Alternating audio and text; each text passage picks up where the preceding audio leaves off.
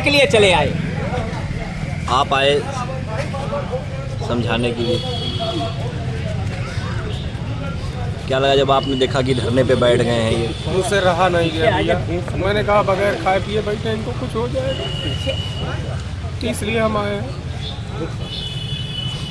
साहब हम लोग देश भर के लिए लड़, तो है साहब कि आपका पैर छुआ थे, आप रुक जा, आप हमें सब संघर्ष करे दे, इनकी हत्या मैं बंद करा के छोड़ूंगा। इस तरह का कत्लेआम सीखा कैसे जिला कलेक्ट्रेट ने?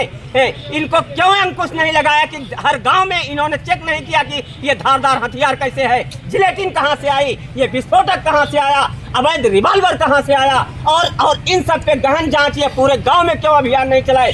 कुछ न हो, ऐसा करिए ना संजय, नहीं, बस रथ के 2 मिनट आप बैठिए, बस हमें सब लड़े थे। ये हम भाई आपके साथ नहीं, हमें सब लड़े थे। हम लोगों को आप लड़ने नहीं, बिना खाए पीले लड़ाई नहीं, हम लोग हमें सब लड़े थे। हम लोग पूरे जनपद के लिए लड़ रहे हैं। हम लोग जो लड़ रहे हैं ना, ये सिर कलम दोबारा ना हो, इसलिए आपके साथ जो घटना हुई, आप पिता हैं, आपको घुटने टेक दिए हैं और आपको प्राण महीने 2 महीने जीवित रहेंगे। हम जान रहे हैं कितना तकलीफ है आपको, लेकिन ये लड़ाई हम समाज सेवियों की पूरे जनपद के लिए है। दोबारा नहीं, हम लोग ये हम लोगों का अभ्यास है। हम लोग आजीवन लाश उठाएंगे तब तक जब तक ये न्याय नहीं देते हैं, और न्याय नहीं देंगे तब तक हम लोग अपना अभियान छेड़े रहेंगे। ये पत्रकार बेवकूफ नहीं है कि इतने पत्रकार गए, किसी की सुनवाई नहीं हो रही है, उसको रासुका लगाना चाहिए। आपको 25 लाख रुपए आर्थिक मदद तीसरे दिन देना चाहिए। आपको उस मकान को, जो विवादित मकान है, 40 वर्षों से ये कह रहे हैं हमारी जमीन है, उस पर बुलडोजर चलाना चाहिए। ये अन्याय सरकार कर रही है। सरकार के अधिकारी वहाँ घड़ियाली आंसू बहा के आए हैं, और घड़ियाली आंसू बहा के जब आप आए तब आपको यहाँ पे क्या हो गया कि 16 दिन में भी सारा दिमाग आपका बदल गया।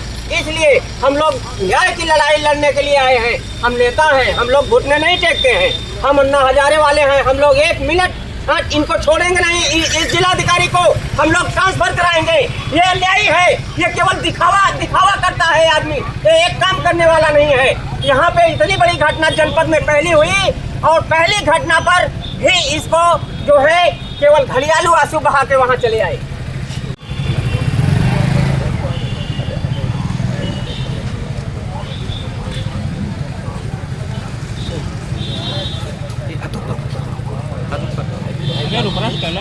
भैया आप एक पिता हैं, देखिए दूसरे की जान बचाने के लिए ये आ गए, हमारी प्राण बचाने के लिए आ गए।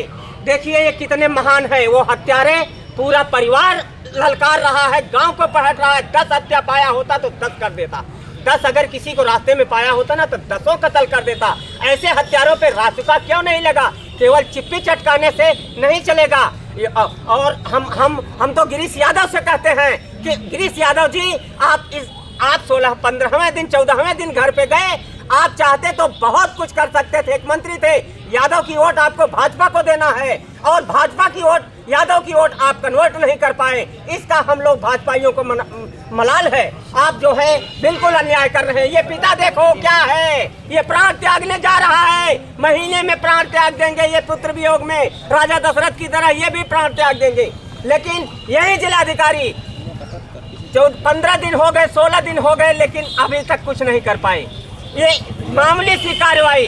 कल तो बैठे हैं 5 लाख लिखे हैं भैया यहाँ एसडीएम सदर के 14वें दिन 5 लाख लिखे हैं कि 5 लाख स्वीकृत किया जाए। 5 लाख किसी को दिया जाता है? आप तो 25 लाख देते हैं हर जगह। प्रधानमंत्री राहत को घड़ियाली आंसू बहा के आए, और घड़ियाली आंसू डीएम जौनपुर बहा के आए, तो क्रोध में एक थप्पड़ मार दिए एक लेखपाल को। आज के लेखपाल की गलती है। 40 वर्षों से लेखपाल तहसीलदार झमेला खा रहे हैं, पैसे मलाई खा रहे हैं खूब, और नवीन प्रति जीएस बंजर सब दे रहे हैं, और उसको कब्जा करा के बिल्डिंग बनवा रहे हैं। तो और इनका मकान घोरी चू रहा है। इनका मकान जो कच्चे मकान का घोरी होता है, उस घोरी चूने को भी वो कह रहा है हमारा मकान है। पूरा 300 मीटर कब्जा कर रहा है ऐसे हत्यारे। तो ये 40 वर्षों में उनको सजा नहीं देना चाहिए था? ऐसा हमारा भारत का प्रशासन है। हम प्रशासन को चाहते हैं हर 50 वर्षों बाद प्रशासन भारत में चेंज कर दिया जाए और 50 वर्ष की आज नोटिस लगाई गई है घर पे। आज नोटिस लगाई गई, हम वो नहीं मानेंगे। अभी वो कल कोर्ट में जाएगा, उसका परिवार कोई कोर्ट में जाएगा, रुक जाएगा। इसलिए वो बिल्डिंग जब तक नहीं गिराई जाती तब तक हम लोग नहीं मानेंगे। लेकिन प्रशासन जो कार्रवाई जैसे करता है, अगर थर्ड आदमी भी हाई कोर्ट चला गया या कहीं कोर्ट में स्टे ले लिया तो वो रुक जाएगा। अच्छा, हाँ, इसलिए हम लोग चाहते हैं तत्काल पहले बिल्डिंग गिराई जाए, इनके परिवार को 25 लाख रुपए दिया जाए और इनको सख्त लाइसेंस दिया जाए, एक बेटी को नौकरी दिया जाए, मूर्ति स्थापित की जाए। जब तक ऐसा नहीं किया जाता, एक नेता नहीं सैकड़ों नेता आने को तैयार हैं और सब सड़कों पर उतरने को तैयार हैं। अब इनका घर छोड़ेंगे, यहाँ पे उपद्रव होगा। आप ही का बेटा लाल नहीं मरेगा, ये कम से कम सैकड़ों इस जौनपुर में मरेंगे, सैकड़ों कत्लेआम होगा। इसलिए हम नेता इसीलिए पैदा हैं कि हम लोग अंतिम लड़ाई इस बात की लड़ेंगे। आप देखते रहिएगा कैसे लड़ते हैं। हम इस डीएम को ट्रांसफर कराएंगे। अभी मैंने पीएमओ को आपकी पूरी फोटो भेज दिया और रिक्वेस्ट किया, माननीय पीएमओ जौनपुर, इस वीडियो को आप देखिए। अकेला पुत्र था 5 बहनों में, 5 बहनें, एक अकेला पुत्र। एक अकेला पुत्र जब जिसका चला गया तो यह डीएम सदर कह रहे हैं आवास दे रहा हूँ, यह डीएम सदर कह रहे हैं शौचालय दे रहा हूँ, एक नल दे रहा हूँ, एक सौर लाइट दे रहा हूँ। अब इनके पास तो सब कुछ है, ये क्या करेंगे? ले लो, इनकी जमीन दान में दे रहे हैं सरकार, ले लो, ये मड़ई में रहेंगे। अब ये भी चप्पा चटकाएंगे कि हमारी जमीन ले लो सरकार। अब हम हाथ जोड़ रहे हैं, हम लोग मड़ई में गुजारा कर लेंगे, लेकिन अब हम आपको कोई जमीन जायदाद हमारे पास नहीं रहेगी।